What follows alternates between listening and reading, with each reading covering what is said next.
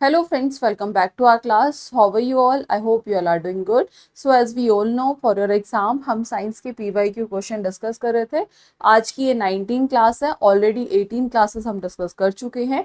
I hope आपने classes देखी होगी. अगर नहीं देखी है तो आप जाकर देख लीजिएगा, जिसका लिंक आपको डिस्क्रिप्शन बॉक्स में मिल जाएगा. या अगर डिस्क्रिप्शन बॉक्स में लिंक नहीं है तो आप इसके यूपी टेट की प्लेलिस्ट गो थ्रू कर सकते हैं. तो बिना टाइम वेस्ट किए हुए आज की क्लास को स्टार्ट करते हैं. Let's see. सबसे पहला क्वेश्चन है कि what volume of oxygen gas at STP is required for the complete combustion of 16 gram of methane. Question में कहा है कि 16 ग्राम मीथेन के पूर्ण दहन के लिए STP पर ऑक्सीजन गैस की कितनी मात्रा आवश्यक होगी, वॉल्यूम बताना है. तो सबसे पहले ये जो इक्वेशन है इसे हमें एक बैलेंस इक्वेशन लिखना होगा. सबसे पहले हमें एक बैलेंस इक्वेशन लिखनी होगी. Right the step by step चीजों को समझेंगे.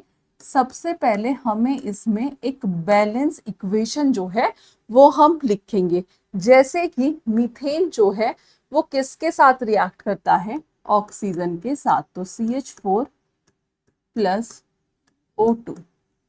ठीक है. जब ऑक्सीजन के साथ रिएक्ट करता है तो it will form carbon dioxide, that is CO2 plus H2O. अब देखते हैं क्या ये जो रिएक्शन है ये बैलेंस है या नहीं. बैलेंसिंग देखने के लिए हम क्या देखते हैं कि जो रिएक्टेंट साइड है वो किसके इक्वल होनी चाहिए, प्रोडक्ट साइड. यानी कि सिंपल बात करें तो LHS जो है left hand side right hand side के इक्वल होनी चाहिए, या फिर जो रिएक्टेंट है वो प्रोडक्ट के इक्वल होने चाहिए, तब हमारी रिएक्शन बैलेंस मानी जाती है.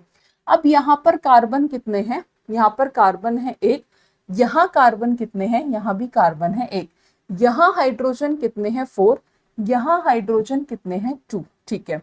तो यहाँ जो है हाइड्रोजन कितने हैं, रिएक्टेंट साइड 4 है और प्रोडक्ट साइड जो हाइड्रोजन है वो कितने हैं 2 है.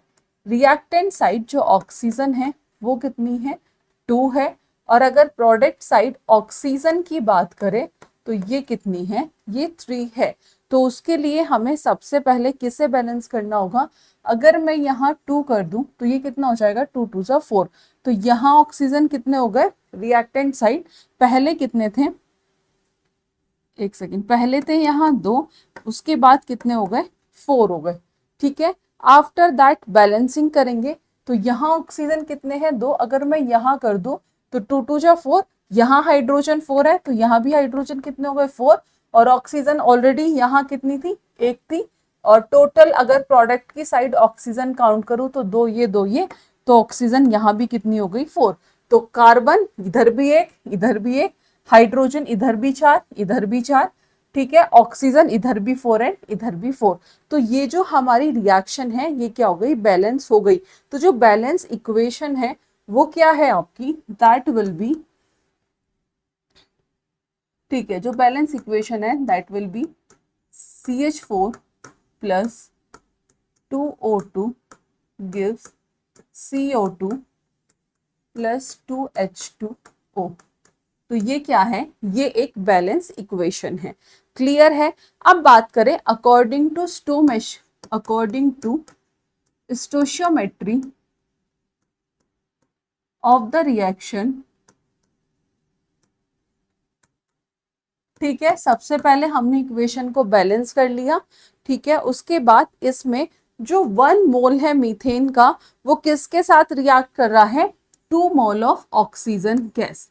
कि 1 मोल ऑफ मीथेन किसके साथ रिएक्ट कर रहा है, react with 2 mole of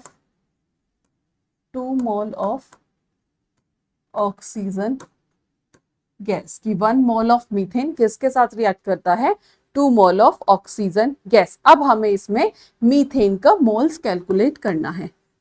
calculate moles of methane. कैसे निकालते हैं, मोल कैसे फाइंड आउट करते हैं, तो सिंपल है, moles of methane is equals to mass upon molar mass. Moles of methane is equals to given mass upon molar mass. Molar mass आप सबको आई होप निकालना आता होगा। तो इसमें जो मास गिवन है वो कितना है, क्वेश्चन में देख लेते हैं। तो ये है 16 ग्राम। कितना है? 16 ग्राम। ठीक है, और मोलर मास भी कितना होता है? 16 ग्राम पर मोल। तो ये तो गिवन मास है और ये क्या है? ये इसका मोलर मास है। तो ये कैलकुलेट कितना आ जाएगा? दैट विल बी 1 मोल। समझ आई ये चीज कैसे आया कि गिवन मास अपॉन मोलर मास। गिवन मास जो है दैट इज 16 ग्राम। क्या है? ये है गिवन मास। ठीक है, और 16 ग्राम पर मोल दैट इज मोलर मास। यहां तक किसी को कोई डाउट? ठीक है, मेरे हिसाब से ये चीजें क्लियर हुई होंगी। अब हम निकालेंगे moles of oxygen.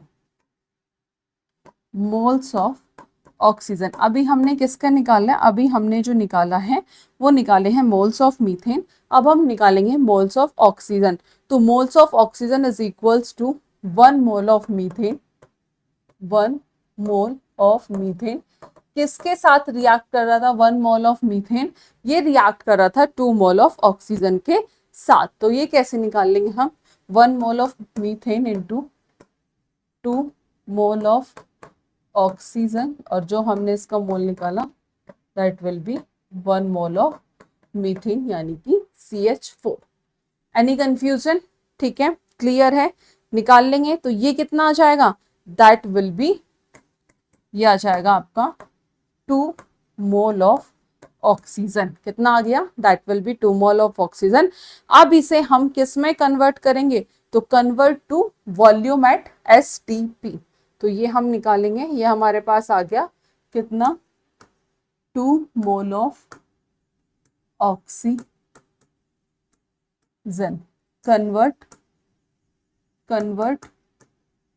Volume at STP। Clear है? कन्वर्ट टू वॉल्यूम, वॉल्यूम में कन्वर्ट करना है एट STP। तो at standard temperature and pressure 1 mole of an ideal gas occupy that will be 22.4 litre.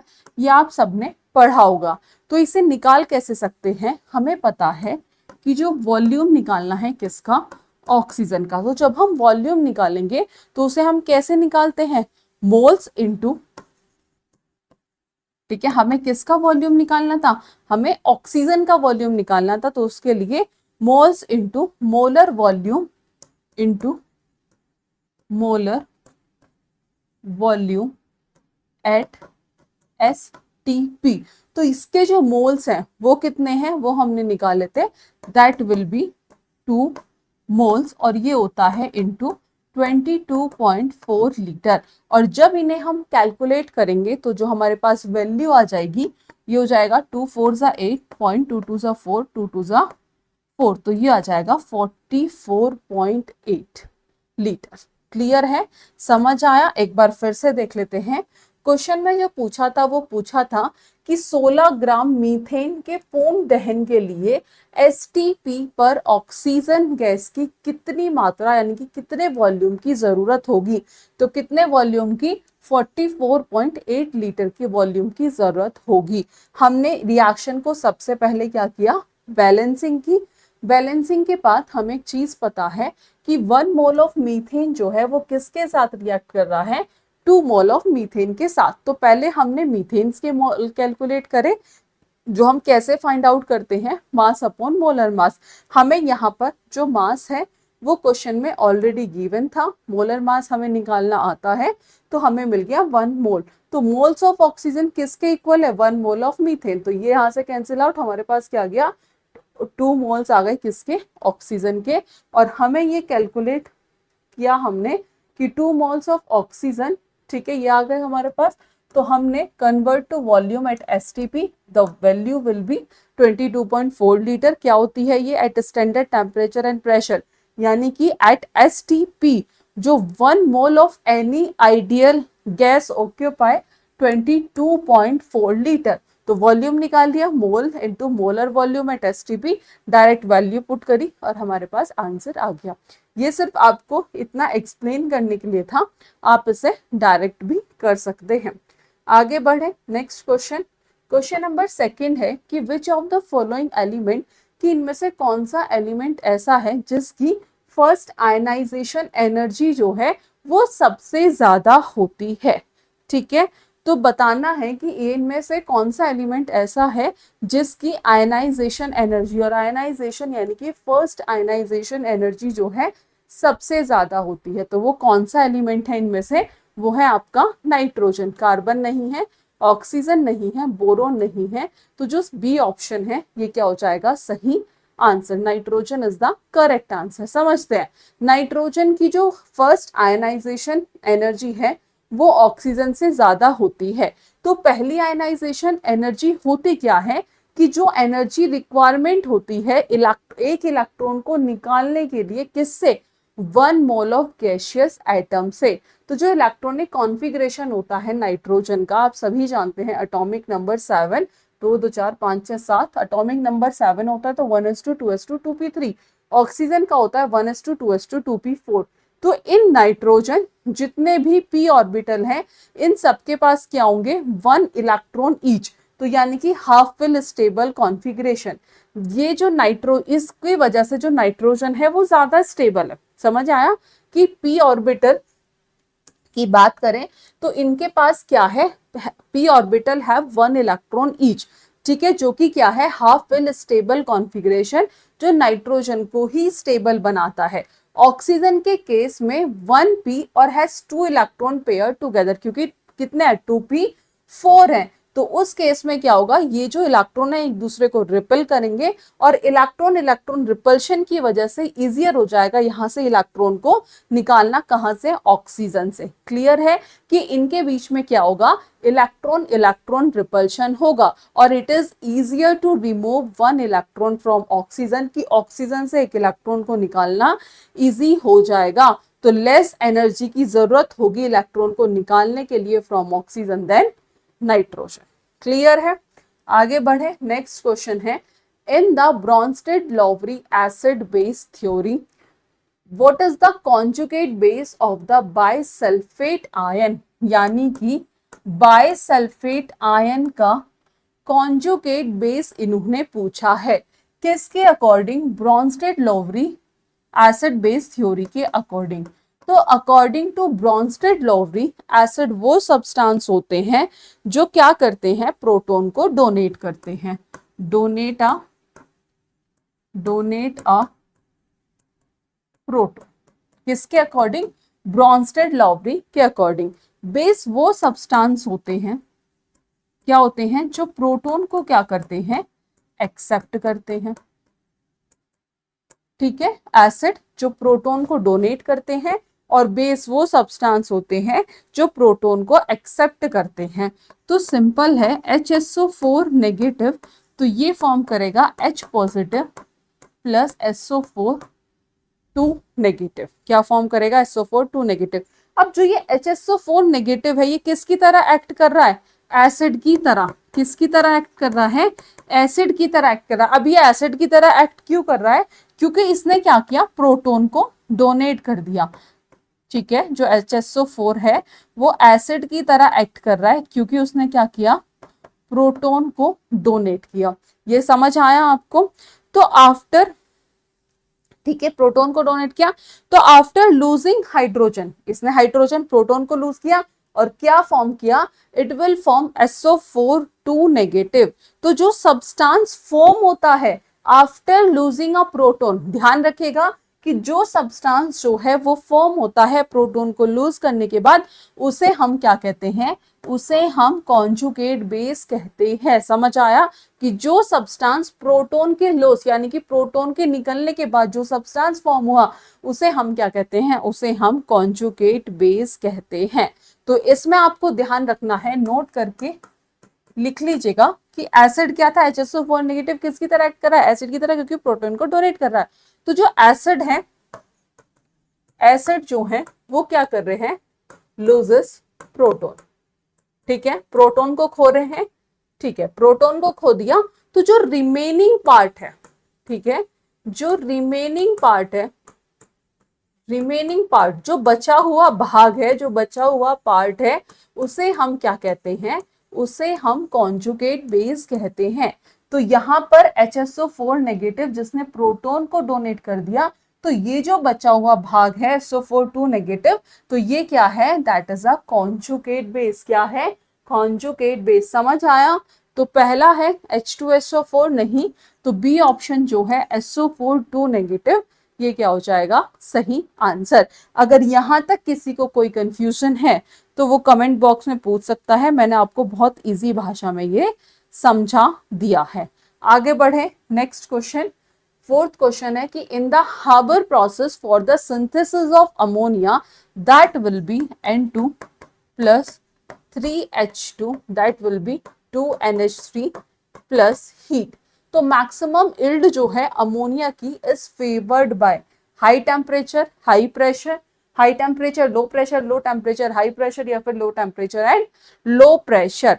तो इन द हाबर प्रोसेस जो synthesis होता है ammonia का, तो अकॉर्डिंग टू ली-चैटलर प्रिंसिपल इसमें क्या होता है, लो टेम्परेचर, लो टेम्परेचर, और जो प्रेशर है वो कैसा होता है, हाई प्रेशर। डायरेक्ट एनसीईआरटी से क्वेश्चन है। तो पहला है हाई टेम्परेचर हाई प्रेशर नहीं, तो that will be low temperature, temperature कम है और प्रेशर जो है वो ज्यादा है। कैसे, अकॉर्डिंग टू ली-चैटलर प्रिंसिपल, आप सभी ने पढ़ा होगा। लो टेम्परेचर मतलब जो रिएक्शन है वो एक्सोथर्मिक है, इट मींस उससे हीट प्रोड्यूस हो रही है, रिलीज हो रही है।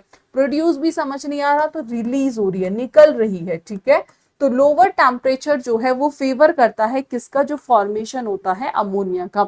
आफ्टर दैट हाई प्रेशर, आपको दिख रहा होगा कि जो लेफ्ट साइड है, ठीक है, लेफ्ट साइड की बात करें तो that will B 1N2 plus 3H2। तो यहाँ पर गैस के जो मोल्स हैं, यहाँ पर 4 मोल्स ऑफ गैस है। वहीं राइट हैंड साइड बात करें तो यहाँ कितने हैं, 2 मोल्स ऑफ गैस। तो जो हाई प्रेशर है वो क्या फेवर्स कर रहा है, the side with fever gas molecules. तो यहाँ पर NH3 का फॉर्मेशन है। तो लो टेम्परेचर हाई प्रेशर, ये आप सभी ने पढ़ा भी होगा। आगे बढ़ते हैं, नेक्स्ट क्वेश्चन बताना है कि कितने स्ट्रक्चरल आइसोमर पॉसिबल होंगे किसमें, पेंटेन में। तो सबसे पहले तो CH3, CH2, CH2, CH2, CH3, ठीक है। कितने कार्बन है, 5 कार्बन है, तो it will form N pentane. तो सबसे पहला कौन सा हो गया, N पेंटेन, ठीक है। मेरे हिसाब से यहाँ किसी को डाउट नहीं होगा, ठीक है। दूसरा देख लेते हैं, CH3, CH, CH3, CH2, CH3, तो ये हो जाएगा 2 मिथाइल 1 2 3 4 ब्यूटेन। एक आइसोमर ये पॉसिबल होगा, 2 methyl butane. After that next जो पॉसिबल होगा वो होगा CH3, C, CH3, CH3, CH3, यानी कि ये हो जाएगा 2 डाइमिथाइल 1 2 3 मैथ एथ प्रोपेन, ठीक है। अब देखो, अगर इस केस में अब इसे अब अगर रिपीट करोगे तो फिर से हमारे पास सेम आएगी। तो यहां पर कितने पॉसिबल आइसोमर है, 3, ठीक है। पहला N पेंटेन, 2 मिथाइल ब्यूटेन और 2 डाइमिथाइल प्रोपेन। तो कितने हैं, 3। तो पहला ऑप्शन है 2 नहीं, तो 3 है, that is the correct answer. Clear, आगे बढ़े। नेक्स्ट क्वेश्चन है, what is the oxidation number of chromium. तो क्रोमियम का Cr का ऑक्सीडेशन नंबर हमें बताना है इन पोटेशियम डाइक्रोमेट। किसमें, पोटेशियम डाइक्रोमेट में, K2Cr2O7। तो हमें Cr की ऑक्सीडेशन स्टेट बतानी है, तो इसे हमने लेट कर लिया X। किसकी बात करें अगर पोटेशियम की, तो दैट विल बी +1, और ऑक्सीजन की मेरे हिसाब से होती है +2, ठीक है, सॉरी -2 होती है। ऑक्सीजन की तो होती है, पोटेशियम की +1, और ऑक्सीजन की जो होती है -2। क्रोमियम की हमें फाइंड करनी है, तो कर लोगे, दैट विल बी 2 + 1, ठीक है। किसकी निकालनी है, क्रोमियम की हमें निकालनी है। तो ये हो जाएगा +2x, 2x कर लिया, +7 -2। क्लियर, यहां तक किसी को कोई डाउट, और ये किसके इक्वल है, दैट विल बी 0। तो ये हो जाएगा 2 1 जा 2 plus 2x plus minus minus, तो दैट विल बी 7 2 जा 14।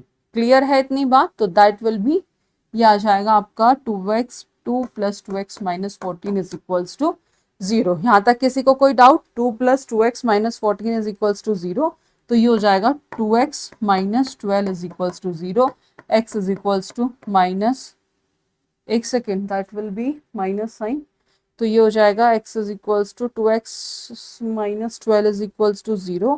ठीक है, दैट विल बी, ये हो जाएगा आपका, ठीक है, हमें निकालना है, तो ये हो जाएगा 2 6 या 12, तो जो आंसर है ये क्या आ जाएगा आपका, दैट विल बी 6। ठीक है, तो ये हो जाएगा 2x इज इक्वल्स टू 12, तो x is equals to 6 answer. तो जो क्रोमियम की जो ऑक्सीडेशन स्टेट है वो कितनी हो जाएगी आपकी, दैट विल बी 6। ठीक है, तो पहला है 2 4 6 इज द करेक्ट आंसर। आगे बढ़े, नेक्स्ट क्वेश्चन है the froth flotation process in metallurgy, की जो मेटलर्जी में फ्रोथ फ्लोटेशन प्रोसेस होता है वो हम किसके कंसंट्रेशन, यानी कि use for the concentration is widely use for the concentration of which type of ores, यानी कि धातु विज्ञान में फ्रोथ फ्लोटेशन प्रोसेस का उपयोग व्यापक रूप से किस प्रकार के ओर्स के कंसंट्रेशन के लिए किया जाता है। तो किसके लिए किया जाता है, वो किया जाता है सल्फाइड ओर्स के लिए। किसके लिए, सल्फाइड ओर के लिए। तो पहला है ऑक्साइड और गलत, कार्बोनेट और गलत, क्लोराइड और गलत, तो जो सल्फाइड ओर्स हैं ये क्या हो जाएगा, करेक्ट आंसर। आगे बढ़े, next question, which of the following molecule has a tetrahedral shape, कि इनमें से कौन सा मॉलिक्यूल ऐसा है जिसकी जो शेप है वो टेट्राहेड्रल होती है। तो वाटर की जो शेप होती है वो होती है बी शेप या वी शेप या कह सकते हैं बेंड, तो ये तो हो गया आपका गलत। दूसरा आता है ammonia, that will B NH3, इसकी जो शेप होती है ये होती है ट्राइगोनल, ट्राइगोनल बाय पिरामिडल, तो ये भी गलत। ठीक है, अमोनिया की जो शेप होती है ट्राइगोनल, बाय पिरामिडल नहीं होती, पिरामिडल है। ठीक है, ट्राइगोनल पिरामिडल। मीथेन की जो होती है ये होती है टेट्राहेड्रल, टेट्राहेड्रल, तो जो सी ऑप्शन है ये क्या हो जाएगा, सही आंसर। कार्बन डाइऑक्साइड की क्या होती है, लीनियर, तो इसमें जो मीथेन है यही क्या हो जाएगा, सही आंसर। ठीक है, जिसका हाइब्रिडाइजेशन जो होता है वो होता है sp3 अगर पूछ ले, और बॉन्ड एंगल होता है 1095 डिग्री, तो समथिंग इतना कुछ बॉन्ड एंगल है, और जो हाइब्रिडाइजेशन है दैट विल बी sp3। ठीक है, आगे बढ़े, नेक्स्ट क्वेश्चन है द टिंडल इफेक्ट, यानी कि स्कैटरिंग ऑफ लाइट किस में देखा जाता है। तो अगर मैं बात करूं टिंडल इफेक्ट, आप सभी जानते हैं कि जो कोलॉइडल पार्टिकल है वो क्या करते हैं, लाइट को स्कैटर करते हैं। तो जो कोलॉइडल पार्टिकल है, कोलॉइडल पार्टिकल स्कैटर लाइट, यानी कि लाइट को जो है, जो कोलॉइडल पार्टिकल है वो फैलाते हैं और क्या शो करते हैं, एंड शो टिंडल इफेक्ट। ठीक है, and show Tyndall effect, Tyndall effect को क्या करते हैं, शो करते हैं। तो ट्रू सॉल्यूशन नहीं, तो आपको ध्यान रखना है कोलोइडल सॉल्यूशन जैसे कि मिल्क, तो इसमें जो सी ऑप्शन है ये क्या हो जाएगा आपका सही आंसर। आगे बढ़ते हैं, नेक्स्ट क्वेश्चन है और लास्ट क्वेश्चन है कि व्हेन इथेनॉल इज हीटेड, कि जब हम ethanol that will B C2H5OH, जब हम इसे हीट करते हैं किससे, कंसंट्रेटेड H2SO4 यानी कि सल्फ्यूरिक एसिड के साथ। ठीक है, कंसंट्रेटेड सल्फ्यूरिक एसिड कितने पर, एट 443 केल्विन और 170 डिग्री सेल्सियस। तो जो मेन प्रोडक्ट होता है वो होता है आपका C2H4 प्लस H2O। तो जो मैथ एथ यानी कि जो मेन प्रोडक्ट होता है वो क्या होता है आपका, दैट विल बी ईथीन। ठीक है, तो इथेन नहीं, ईथीन जो बी ऑप्शन है that is the correct answer. ठीक है, तो ये थे कुछ क्वेश्चंस जो आपके एग्जाम्स में आए हुए हैं। आई होप आपको क्लियर हुआ होगा। अगर आपका कोई डाउट या किसी क्वेश्चन में कोई क्वेरी है तो आप पूछ सकते हैं। आज की क्लास में इतना ही, मिलेंगे नेक्स्ट क्लास में नेक्स्ट टॉपिक के साथ। Thank you.